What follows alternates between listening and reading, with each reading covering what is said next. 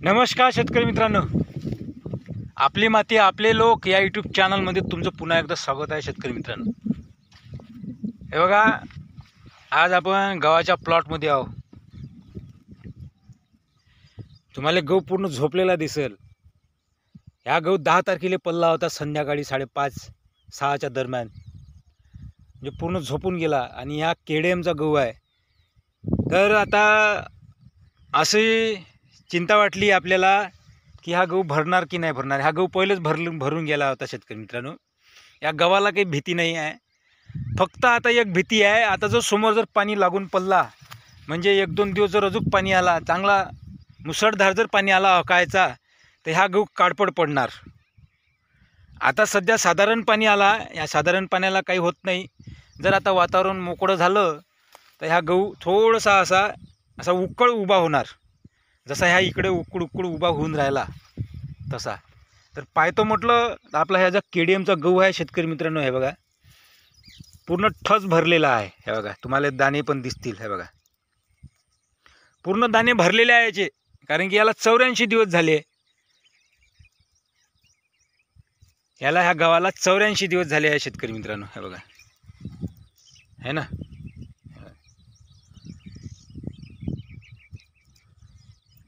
हे बघा, गव्हाचे दाणे बघा. असा गहू ह्या केडीएमचा गहू पूर्ण भरला आहे. हे बघा, हे तुम्हाला दिसत असेल. ह्या जो पूर्ण गहू केडीएमचा भरलेला आहे. आणि आपला 303ही भरलेलाच आहे शेतकरी मित्रांनो. फक्त काय 111 मध्ये थोडे दाना भराचा होता, जीव पडले होते त्याच्यात. तो लेट व्हेरायटी आहे. आपल्याला जर चांगली व्हेरायटी जर म्हणता आली शेतकरी मित्रांनो, 3ही व्हेरायट्या चांगल्याच आहे, पण लवकर येणारी व्हेरायटी केडीएम आहे शेतकरी मित्रांनो. आता तर आपल्याला पाणी द्यावं नाही लागत.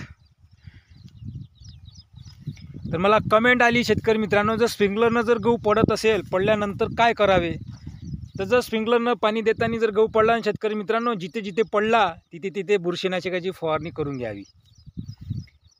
आता समजा, आता माझा तर पाण्यानं पडला, वरच्या पाण्याने पडला, म्हणजे गारपीट, म्हणजे नैसर्गिक आपत्ती आली आपल्या गावावर. तर मला जागाच नाही आहे शेतकरी मित्रांनो फवारणी करायला. कारण की याच्यावरही फवारणी आवश्यक आहे, पण फवारणी मारताच नाही आहेत. हे बघा, गव्हाहून चालावं लागते. आता कोणती वय हे काही लक्षात नाही. आपला काही वयी नाही आहे, म्हणजे सारणी नाही आहे. सारणी जर असती वर्मानं चाललं असतं माणूस.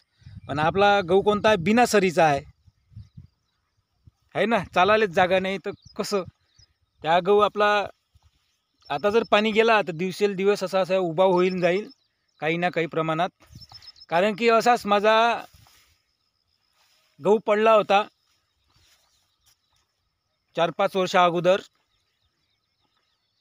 तर तो पण असाच उभा झाला होता. मी फोटो टाकणार आहो आज, तुम्ही बघून घ्या शेतकरी मित्रांनो. हे बघा, 5 एकर गहू होता तो. तर अशी परिस्थिती झाली आहे आपल्या गव्हाची यावर्षी. मागच्या वर्षी नाही पडला शेतकरी मित्रांनो. तर गव्हाचाही ॲव्हरेज घटला, गव्हाचंही उत्पादन घटलं यंदा. ज्या भागात अवकाळी पाण्यानं म्हणजे नैसर्गिक आपत्ती आली असेल 10-11 तारखेला, आजची 12 तारीख आहे शेतकरी मित्रांनो, 10-11 तारखेला जर पाणी आला असेल, जिथे ज्या भागात गव्हाचे नुकसान झाले, चण्याचे नुकसान झालं, ॲव्हरेज उत्पन्न घटलं शेतकरी मित्रांनो, है ना. आता ह्या 111 आहे. ह्या गहू थोडासा म्हणजे वजन याचं होतं, तर हे बघा उभा होऊन राहिला. म्हणजे वातावरण जसं मोकळं झालं, ऊन तपायले, म्हणजे हवा आहे. आता काय, ह्या गव्हाला हवा पाहिजे, थोडीशी खेळती हवा पाहिजे. हे बघा, ह्या गहू थोडासा उभा होऊन राहिला. तुम्ही व्हिडिओ पाहिलाच असेल तेव्हा कसा होता, ना आता बघा थोडा असा उकड उभा होऊन राहिला या. कारण की याच्यात वजन वाढायचं आहे, दाणेच भरायचे आहे. आता ह्या तर केडीएमचा, ह्या केडीएम 8 तास आली आहे, भोरडल्यासारखा दिसत आहे. यंदा सब बुडीत खाता आहे आपलं. यंदा खूप मेहनत घेतली, पण काहीच नाही, आपलं साकार नाही झालं,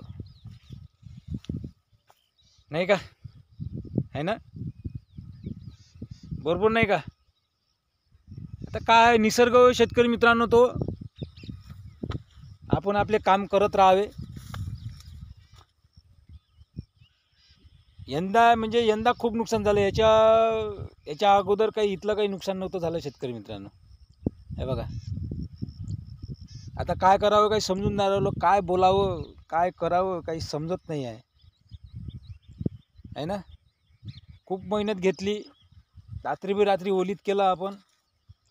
लोड शेडिंग आहे, इकडून तिकडून लोड शेडिंग, लाईनही नाही आहेत वेळेवर. सकाळी पायटं येऊन शिपा लावल्या, 2-2 तासाची शिप, पण स्प्रिंकलरनं गहू नाही पडू दिला. शेवट आपला निसर्गानं दिला झोपून. आहे निसर्ग ही साथ देतील ही आशा आहे शेतकऱ्यांना, पण कुठंच नाही. मार्केटमध्ये तेच हाल आहे, सगळ्याच ठिकाणी तेच हाल आहे.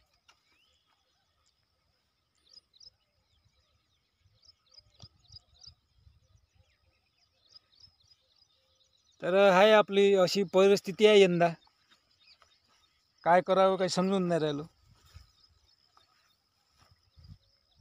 आहे ना.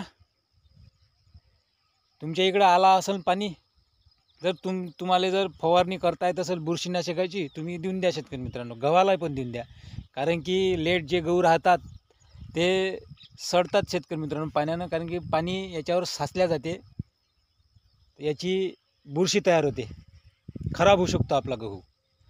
जे भोरडलेले गहू आहे ते उभेच असतील शेतकरी मित्रांनो, कारण की हे जे कांडी असते गव्हाची, याला वजन आहे. आता याला जर पाणी आलं ह्या पडते, हे जर वाहिली असेल तर पडत नाही शेतकरी मित्रांनो. एकदम म्हणजे थोडासा भुरकट आला असेल, वाहिलेला असेल तो पडतच नाही, कारण की हलका असते. तो हलकी वस्तू पडत नाही, भारी वजनदार वस्तू पडते. याले सबन भरलेलाच होता ना. ह्या 2 व्हेरायट्या फक्त. हे बघा, हलका याले म्हणजे वजनदार होतं. हिरवा गहू पडते. आपला मनाचा उद्देश म्हणजे कसं, हिरवा गहू पडते. आणि हिरवा गहू जर त्याच्यातही फरक आहे. आता हे बघा, ह्या हिरवा आहे 303, याच्यात वजन आलं आहे म्हणजे दाणे आहे म्हणून ह्या पल्ला. ह्या हिरवा आहे, गर्द हिरवा आहे, याच्यात वजन नाही आहे, ह्या उभा होईल, तो उभा नाही होत, कमी उभा होईल. याच्यात वजन नाही, हिरवा आहे म्हणजे याच्यात जीव पडून राहिले, म्हणजे भरायला सुरुवात आहे. ह्या उभा होईल धीरे धीरे, त्याच्यात वजन आलं आहे. असा फरक पडतो शेतकरी मित्रांनो, नाही का.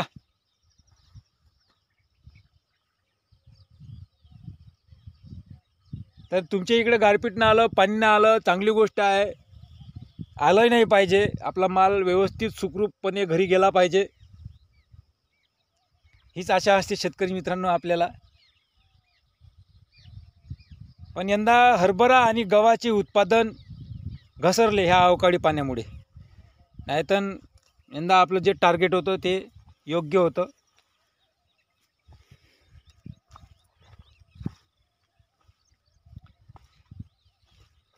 आपण आता नेक्स्ट व्हिडिओमध्ये भेटूया. आता शेतकरी मित्रांनो काही होत नाही, आता जे झालं ते झालं, पाहू नेक्स्ट टाईम पाहू आपण, हार नाही मानायची. धन्यवाद.